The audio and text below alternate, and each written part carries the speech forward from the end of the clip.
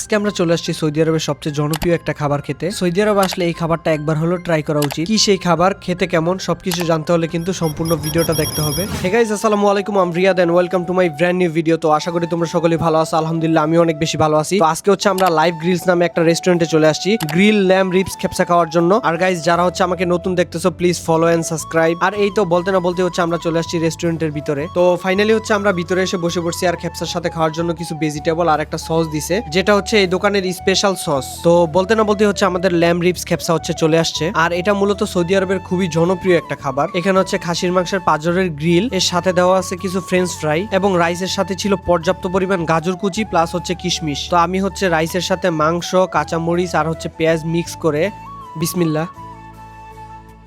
খাবারের টেস্ট আলহামদুলিল্লাহ খুবই ভালো ছিল এন্ড খুবই মজা। এখানে যে মাংসটা ছিল এটা ছিল খুবই সফট। আর এই মাংসটা রান্না করা হয়েছে ফুললি বারবিকিউ করে, তার জন্য হচ্ছে মাংস থেকে একটা কয়লার স্মোকি ফ্লেভার আসতেছিল এন্ড মাংসটা খুবই জুসি ছিল, যা তোমরা ভিডিওতে দেখতে পাচ্ছ। আর তোমরা কে হচ্ছে কোন জায়গা থেকে দেখতেছো প্লিজ কমেন্ট করে জানাবে।